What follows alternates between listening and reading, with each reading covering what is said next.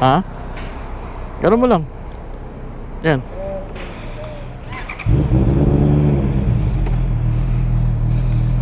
Ano?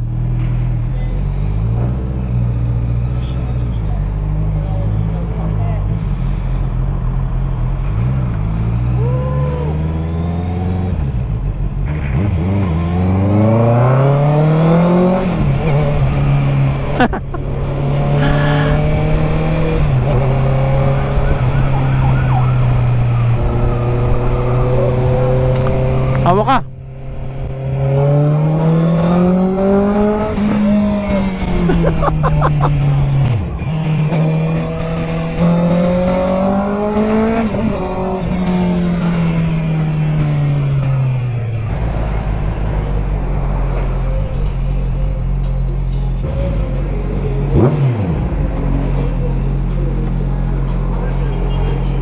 Okay guys, touchdown. Dito tayo sa Key Motors, Yamaha Key Motors. So hindi ko alam ano gagawin namin dito, bakit kami nandito. Hindi, joke lang. Bibili tayo guys ng Nmax today.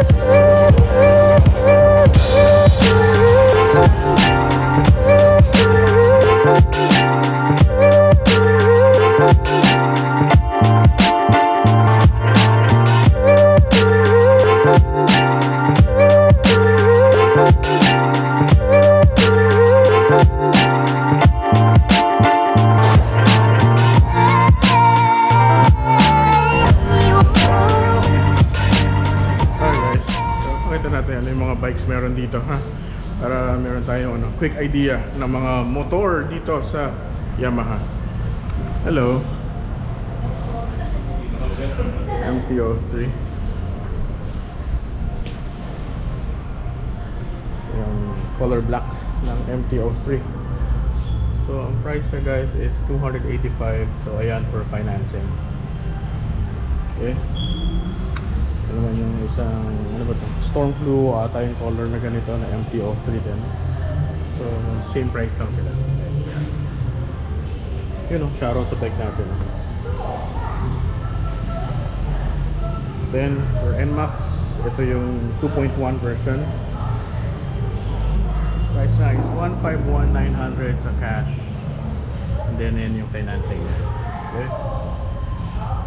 Then syempre meron din sila dito na X-Max 300, pero hindi pa ito yung latest version guys. Ang price nito is 274,000. Okay. Meron sila ditong sniper. Ito yung Mio gear, medyo mataba yung gulong niya, ganda no? Price is 89,900. Ay, ano ba to? Ano pala to?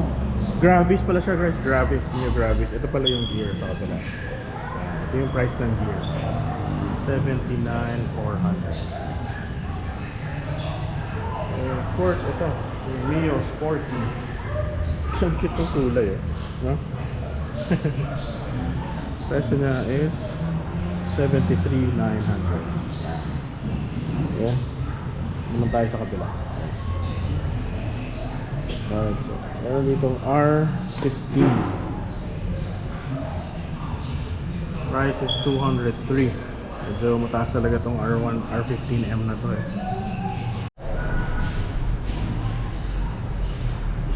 Bakit kasi manggala? Dapat ng alas 4 tayo pumunta. Mamaya tayo magala. Okay no? Yung iba nakita mo, dito niya nagkakabit ng side ng ano dito, ng side mirror. Maganda na. Kaya lang isip ko lang, storbo pagdating sa singit-singit sa traffic. Yun o guys oh. Ha? I-explain pa sa atin. Explain sa'yo ni Kuya to, pre. Bibili lang ng gas. Bibili muna tayo ng gas pala. Ah, meron na? Bibili lang. Ah, sige. Wala pa lang gas. Bibili mo tayong gas. Pero kasi may mga ano to, hindi ko naiintindihan kung paano yan eh. So, ikaw na. Oh, di ba? Ganda ng tail, oh. Ganda ng ano. Ang ganda ng tail light, no? Laki, no? Maganda siya, no? Sexy yung puwet, no? Ano sabi mo, Fred, sa ano? Okay. Regalo ko sa'yo. Masaya ka naman, naregaloan kita yan. Oh. I like it. What do you do for a living ba? Ba't nabili ka ng cash? I just asked for, I'm a chemist before. Chemist is umaasa. So nagpakabait lang ako. So be a chemist. Hi ma'am. Camera shy ka ba? Itong XTZ. Ha?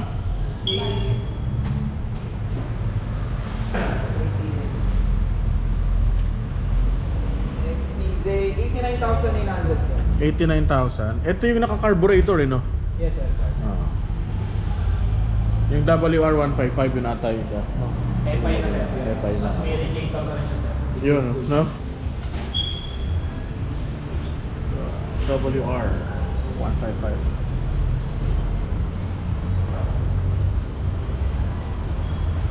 Mono Plus.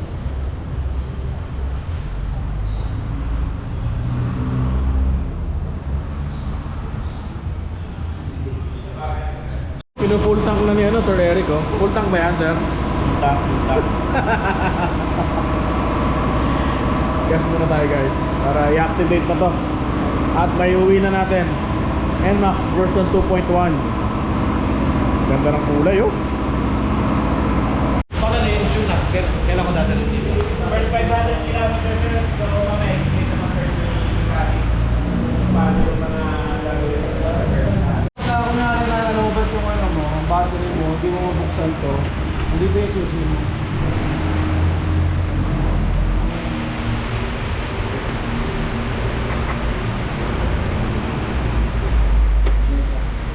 Lagyan mo na siya, click mo na pangalan, bubukas mo na ba? Tapos yan yung remote mo ito, ano lang ito sila, on sa ka-off, dalawang mode nito. Ang distansya niyan talaga, ito lang ang pinaka-distansya. Pagka pinindot ko to, sa pindot lang, sa pindot, umilaw yun, ibig sabihin yung remote mo sir naka-on. Ngayon, i-off ko siya. Pag i-off ko siya, ito lang pindutan sila, long press. Tapos umilaw, bitakal mo na. Pag ito pinindot ko, hindi lumalabas yung indicator, ibig sabihin naka-off. Pag i-on mo siya, ganun din ulit.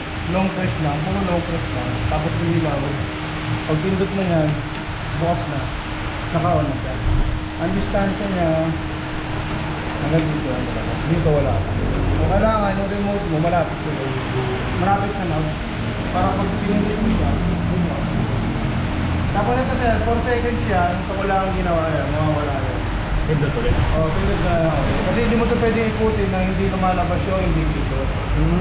O kailangan pindot, lumabas yun, click mo lang. Open, tapos on. Ito sir, tatlo siya. Ito, off, nakatapat sa puti. Tapos, yung open sir, nakatapat sa puti. Pag dyan nakatapat ka, pwede mo nang pindutin yung fuel. Sakay mo po. Ito sir, yung trim mo na owner's manual, tapos yung trim. Yung battery sa kaway connect dito na kayo. Tapos yung charging port nandito, bili ka na lang sir ng ano, yung sinattle pack. Kahit ano lang siya, 3 amperes. Kasi nakalagay lang kasi dito 1 ampere, pero pwede ka maglagay kahit 3. Pag kayo masyadong mataas na mga pipe, tututok mo rin yung fuse pag-upukot, tututok siya. Kaya pag i-start na, kailangan naka-brake. Pwede ka mag-brake dito, pwede dito. Brake tapos One click, ah. Saka tahimik naman to, smart motor na to. Smart motor generator yung gamit niya. Wala siyang starter auto. Kaya tahimik mo. Parang Honda. Mga ganun. Kuryente na nag-i-start, hindi na starter mo.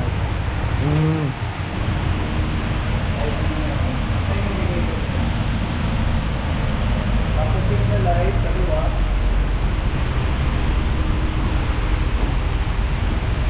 Signal light sa kanan. Tapos kusina.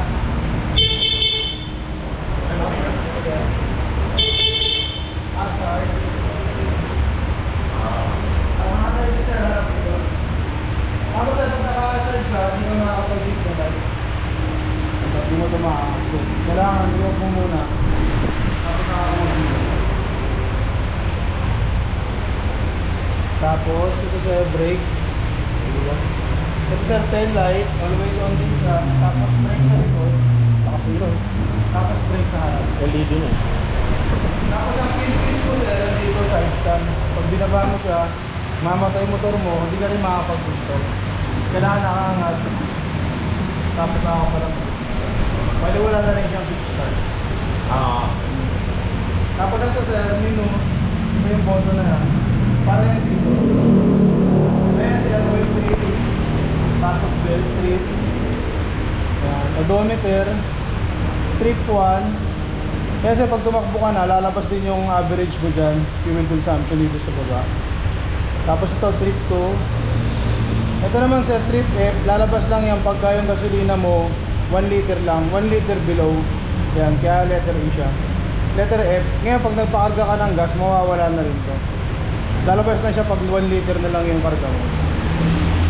Battery 14.4. Traction control system. Ito naman sir, trabaho nito, kung ano yung ikot ng gulong mo sa harap, ganun yung sa likod. Pagka nagbago yung ikot ng likod mo, mag-activate siya. Ayan siya. Pero pag pinuwersa mo siya, mag-off din siya ang kusa. Ayan.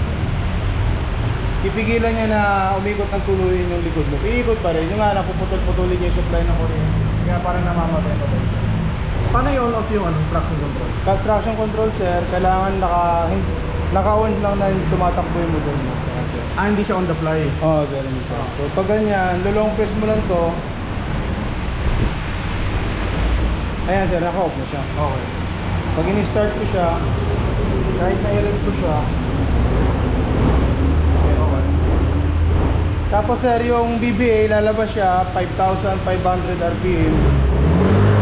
Ayan siya.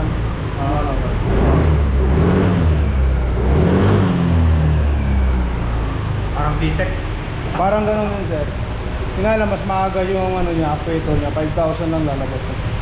Tapos sir, pag kung sakali man na-off mo siya, ito yung susian, i-off mo lang yan, tapos i-on mo ulit. Mag-automatic naman yun, naka-on na siya.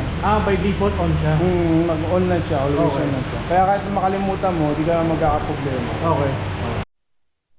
Pag-hi ka naman sa camera, Agnes. Hi, Agnes. Yun, picture na natin yan. Yan na. Babiyahin na agad kami ng Batangas.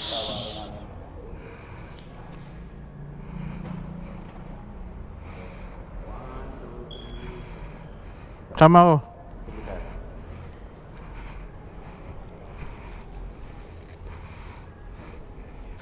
Yan si Sir Eric ng Yamaha, guys. Kapag kailangan nyo ng motor, puntahan nyo na Sir Eric dito sa Yamaha, Las Piñas. Diba? Tapat ng Robinsons. This is it, guys. So iniisip ko kung bibili rin ako ng Nmax para meron akong scoot. Ganda. Pogi nung kulay. Ganda nung color na ganito. Silver. And then gold yung niya. Ganda. Nado. Alright guys. So pauwi na kami. Ayun na. Nakuha na namin yung Nmax 2.1. So